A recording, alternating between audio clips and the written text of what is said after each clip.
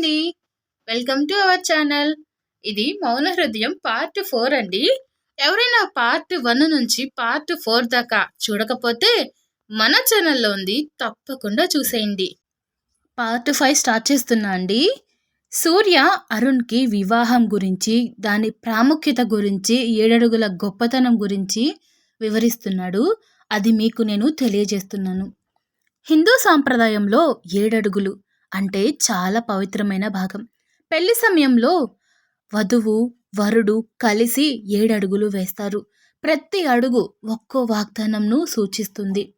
వాటి అర్థాలు తెలుసుకుంటే మనం ఎప్పుడు విడిపోవాలి అనే ఆలోచన రాదురా.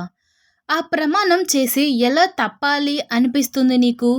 వాటి అర్థాలు చెప్తా విను అంటూ మొదటి అడుగు అర్థం గురించి వివరించబోతున్నాడు. మొదటి అడుగు ఆహారానికి. ఇద్దరం కలిసి జీవితంలో ఆహారం కోసం కష్టపడతాం. ఎప్పుడు ఆకలితో ఉండకుండా పరస్పరం జాగ్రత్త పడదాం అని ప్రతిజ్ఞ చేయడం మొదటి అడుగు గుర్తు. ఇక రెండవ అడుగు బలం, ఆరోగ్యానికి సంబంధించింది. మన శరీరం మనస్సు బలంగా ఉండేలా జీవితమంతా పరస్పరం సహాయం చేసుకుందాం అని రెండో అడుగును వేస్తాం. ఇకపోతే మూడో అడుగు సంపదకు, సుఖానికి గుర్తు. సంతోషం, సంపద, ఆర్థిక స్థిరత్వం కోసం కలిసి కృషి చేస్తామని హామీ ఇస్తున్నాం అని అర్థం.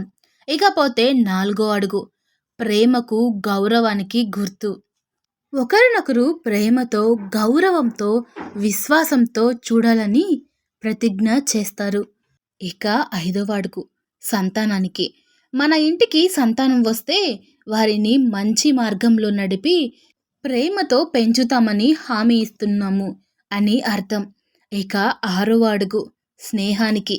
ఇద్దరం ఎప్పటికీ మంచి స్నేహితుల్లాగా ఒకరికొకరు అండగా నిలుస్తామని మాట ఇస్తున్నాము అని. ఇక ఏడవ అడుగు నమ్మకానికి, శాశ్వత బంధానికి గుర్తు. ఇప్పటి నుంచి జీవితాంతం ఒకరినొకరు విడిచిపెట్టకుండా శాశ్వతంగా, విశ్వాసంగా జీవిస్తామని ఆఖరి ప్రతిజ్ఞ చేస్తారు. ఇలాంటి ప్రమాణాలు చేసుకుంటూ పెళ్ళి అనే బంధానికి పునాదులు వేసుకుంటాంరా. ఇలాంటి కాలంలో చిన్న చిన్న విషయాలకి వేరైపోయి ఒకరికి ఒకరు విడిపోవడం దాకా వచ్చేస్తున్నారు. ఒక్కసారి ఆలోచించండి. భార్య తప్పు చేస్తే భర్త గుండెల్లో పెట్టుకొని చూసుకోవాలి. అదే భర్త తప్పు చేస్తే తనని దండించైనా సరైన మార్గంలో పెట్టగల సత్తా ఒక్క ఆడదానికి మాత్రమే ఉంటుంది. తనని భార్యగా కాకపోయినా ఒక మనిషిలా చూడరా. అప్పుడు అప్పుడు తను ఎలాంటిదో నీకు అర్థమవుతుంది. తన మనసేంటో నీకు తెలుస్తుంది. ఇందులో తన తప్పేముందిరా? పెళ్ళి తను కావాలి అని చెడగొట్టుకోలేదు. అలా అని నీతో కావాలి అని తాళి కట్టించుకోలేదు కదా. అవన్నీ దైవ నిర్ణయం. ఇందులో తను చేసిన తప్పేంటి? తనని ఎందుకు నువ్వు దోషిలా చూస్తున్నావు? నిజం చెప్పాలంటే తప్పు చేసింది నువ్వు. దీక్షని ప్రేమించి తనని పెళ్లి చేసుకోవాలి. కానీ నువ్వు ఇప్పుడు నీ భార్యని పెళ్లి చేసుకున్నావు. సరే చేసుకున్నావు. పెళ్ళయ్యాక అయినా ఇవన్నీ వదిలేయాలి. అంతేకాని ఇలా డివోర్స్ ఇస్తా అని మాత్రం అనకు అని అంటాడు. ఇంతలో వాళ్ళ ఆఫీస్ వస్తుంది. సరే నువ్వెళ్ళు, నేను కార్ పార్క్ చేసి వస్తాను అని సూర్యని పంపించేస్తాడు అరుణ్. అరుణ్ కార్ పార్క్ చేస్తూ సూర్య చెప్పింది నిజమే. తనని నేను కనీసం ఒక మనిషిలా కూడా ట్రీట్ చేయలేదు. నన్ను నేను ఇలా చూసుకుంటే నాకే అసహ్యంగా ఉంది అని తనని తాను తిట్టుకుంటాడు. ఇంటికి వెళ్ళగానే తనకి ముందు సారీ చెప్పాలి అని కార్ పార్క్ చేసి ఆఫీస్లోకి వెళ్ళిపోతాడు అరుణ్. అరుణ్ ఆఫీస్లో ఉన్నాడు అనే కానీ ధ్యాస అంతా మాధవి దగ్గరే ఉంది. తనని ఎందుకలా ట్రీట్ చేశాను? తన మనసు ఎంత నొచ్చుకొని ఉంటుందో. తెలిసి చేసినా తెలియక చేసినా తన బాధకి కారణం నేనే. ఇక నుంచి తనతో మంచిగా ఉండడానికి ట్రై చేస్తాను అని అనుకుంటాడు. ఇలాంటి రకరకాల ఆలోచనలతో సరిగ్గా వర్క్ చేయలేకపోతున్నాడు అరుణ్. చిన్న చిన్న కారణాలకే అందరి మీద అరుస్తున్నాడు. ఎప్పుడెప్పుడు 5 అవుతుందా, ఇంటికి వెళ్ళి మాధవికి క్షమాపణ చెప్పాలా అని ఎదురు చూస్తున్నాడు. 5 గంటలు అవ్వొచ్చింది. ఇంకా వర్క్ ఉన్నా కానీ పిఏకి చెప్పేసి గబగబా పార్కింగ్‌లోకి వెళ్ళి కార్ తీసుకొని ఫాస్ట్‌గా ఇంటికి బయలుదేరతాడు. దారి మధ్యలో తన కోసం ఒక అందమైన కుక్కపిల్లని తీసుకుంటాడు. ఇంటికి వెళ్ళగానే తన రూమ్‌లో మాధవి కోసం చూస్తాడు. మాధవి ఎక్కడా కనిపించదు. ఇల్లు మొత్తం వెతుకుతాడు. ఇంకా కనిపించకపోయేసరికి వెళ్ళి వాళ్ళ అమ్మని అడుగుతాడు. అమ్మా, మాధవి ఎక్కడ ఉంది అని అడుగుతాడు. చిన్న పని ఉందని బయటికి వెళ్ళింది అరుణ్. వచ్చేస్తుందిలే. నువ్వు ఈలోపు ఫ్రెష్ అయ్యిరా.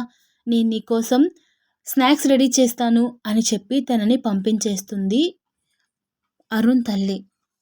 రూమ్లోకి వెళ్ళాడే కానీ మాధవి గురించి ఆలోచనలు తనని వదలనివ్వటం లేదు. అబ్బా ఛా! మాధవి, ఎక్కడికెళ్ళిపోయావు? నువ్వు ఎక్కడికి వెళ్ళావో తెలుసుకుందాం అనుకుంటే నీ ఫోన్ నెంబర్ కూడా లేదే. అబ్బా! ఇంకేం చేస్తాం.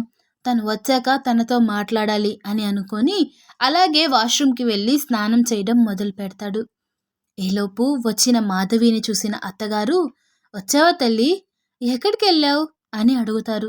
ఏం చెప్పాలో అర్థం కాక టెన్షన్ పడుతూ, "అది, అది అత్తయ్యగారు, నేను గుడికి వెళ్ళాను" అని అబద్ధం చెప్తుంది మాధవి.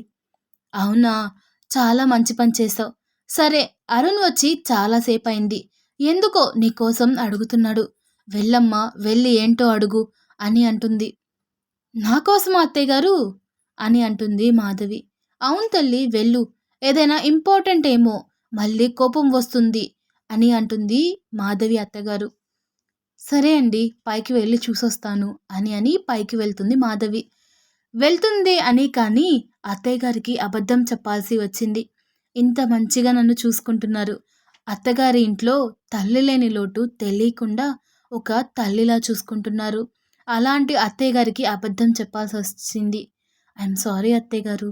మీకు అబద్ధం చెప్పాల్సొచ్చింది. ఇంకెప్పుడు ఇలా చెయ్యను అని తన మనసులో 100 సార్లు తనకి తానే సారీ చెప్పుకుంటుంది.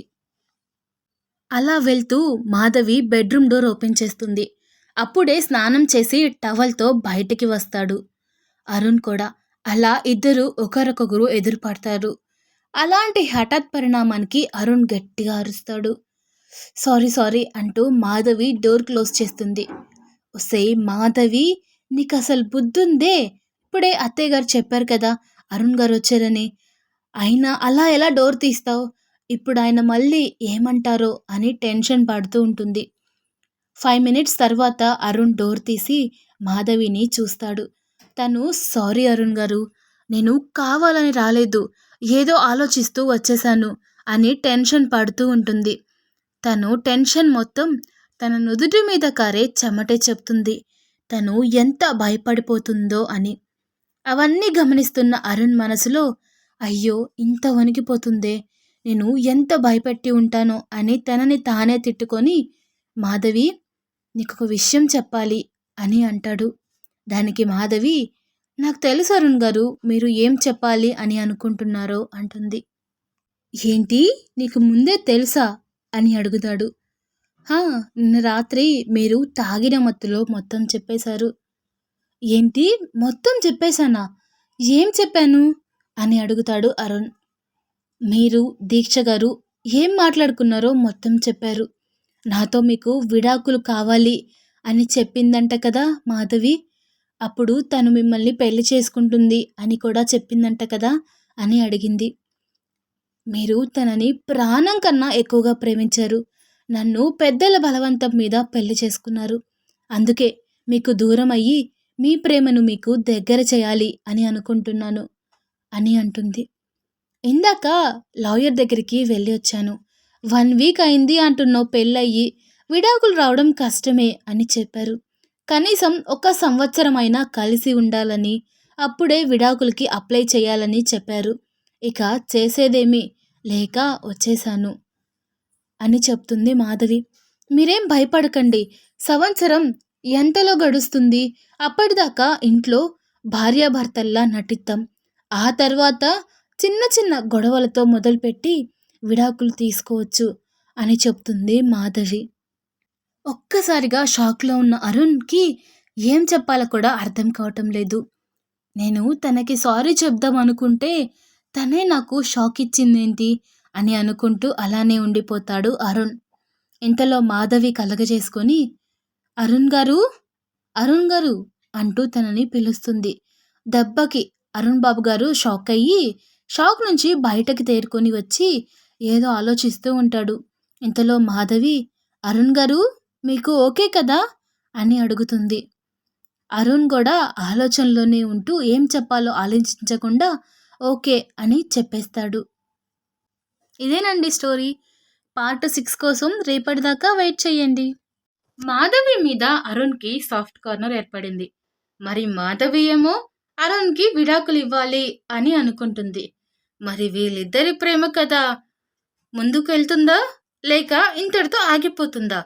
ఈ వీడియో కనుక మీకు నచ్చినట్లయితే ప్లీజ్ ఒక్క లైక్ చేయండి. పక్కన హైప్ బటన్ ఉంటుంది, తప్పకుండా దానిని ప్రెస్ చేయండి. మీరు కొట్టే ఒక్క లైక్ నాకు ఎంతో ముఖ్యమైనది. మీరు పెట్టే ప్రతి కామెంట్ నాకు ఇంకొక స్టోరీ రాయాలి అనే ఉత్సాహాన్ని ఇస్తుంది. మన స్టోరీస్ కనుక మీకు నచ్చినట్లయితే తప్పకుండా మన ఛానల్ని సబ్స్క్రైబ్ చేసుకొని నన్ను ఫాలో అయిపోండి. Thanks for watching.